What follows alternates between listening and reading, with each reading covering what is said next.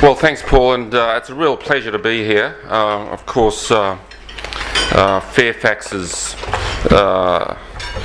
engagement with rural and regional Australia just goes back just so many years, and as I was coming along here today, I was just thinking about the context of the discussions that we'll have today, and I really do want to make this a discussion because I'm really quite happy to answer any questions that anybody has, and really happy to exhaust the room because the thing about the media today is that there's a lot of change.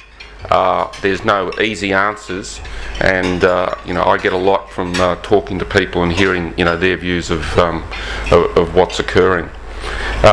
One thing that I notice in Fairfax is that Fairfax is often defined very much in terms of the big metropolitan publications. In Sydney, the Sydney Morning Herald, and Melbourne, the Age. And in recent years, clearly, as the traditional media and the advertising market changes so much, there's been a lot of focus on those metro publications and their future.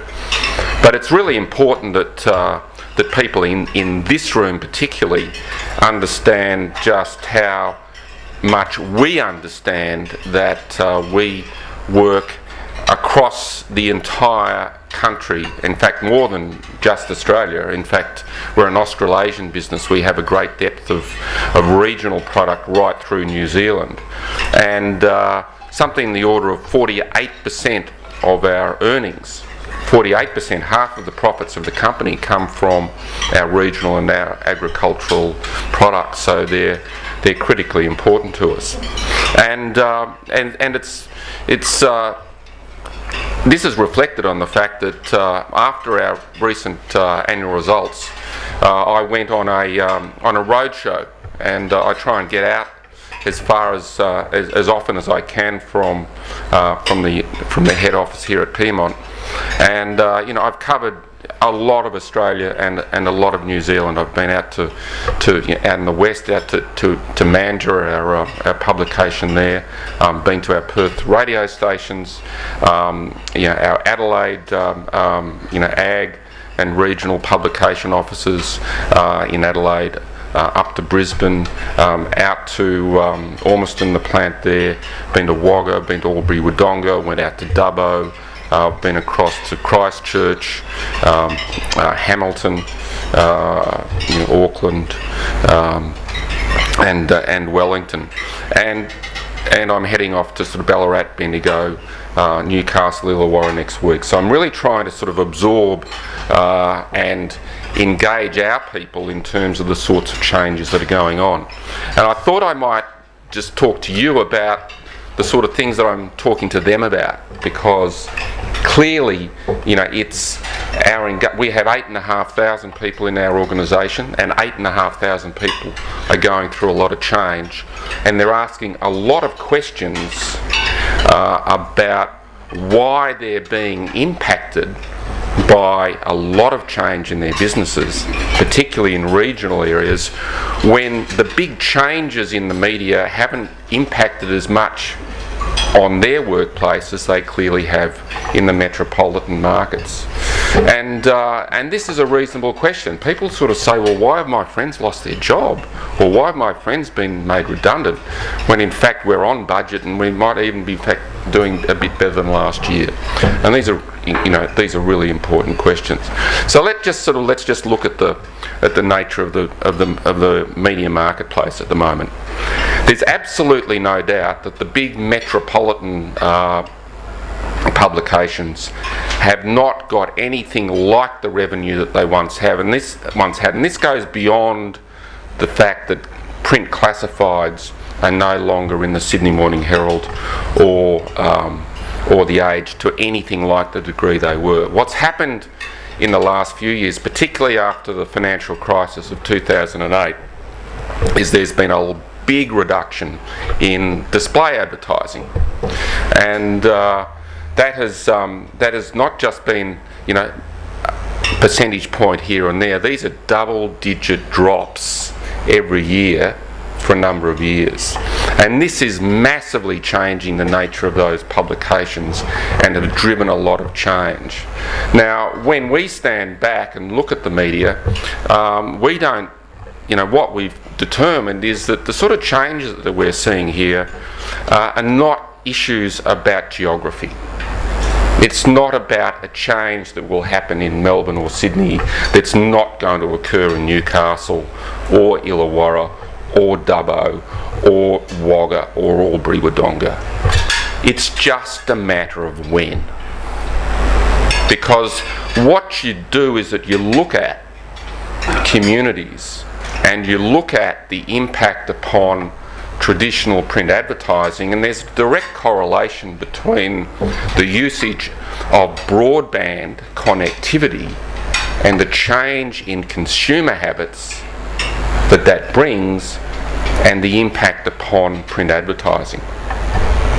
Now, that means that when we look at our business, we're seeing very, very big change in the major cities, but really sort of quite small change in some of the smaller towns. So if you go to Dubbo, for instance, which is not a small town, but you're not seeing a lot of impact in terms of print revenue in a community like that. But so when I go to Dubbo, people sort of say, okay, Greg, that's fine, but why have you outsourced our classified team? And when you walk into Dubbo and you walk through that grand building that we have there are, when you walk in, the empty seats with those women once sat. And next to them is the display team, and over the other side is the finance and admin team, and then there's the journalists as well. And it's a family of people. They've worked together for years, and they're sort of seeing changes made out of Sydney directly impacting upon them. But not only that, right, if you say outsource the call centres from Sydney or Melbourne, very large number of people in very large buildings, a lot of people don't notice those changes very much. But when it's the people at the front door, it's not only the people in the building who notice it, it's the local community that notices it. And the local community worries when they see people no longer have jobs that their local publication might be under threat. And so the question to me when I go there is, why is this happening? And the answer is difficult but pretty straightforward, which is, if you take a view of the media that we are going through big structural change, and this change is rolling through our communities depending upon their size, what we have to do as an organisation is prepare our people for that future.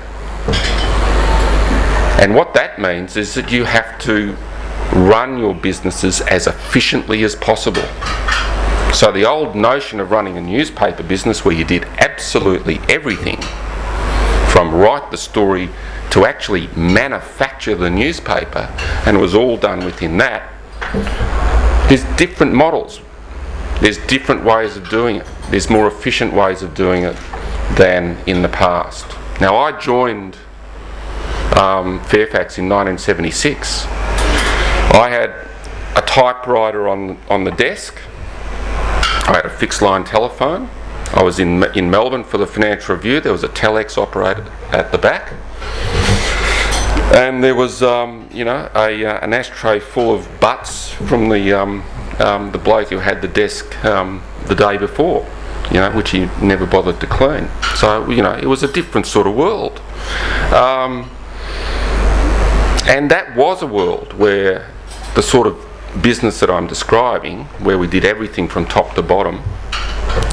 In fact, in those days, in terms of hot metal type, we ran a foundry in the basement of the Broadway building across in Sydney. That was a very different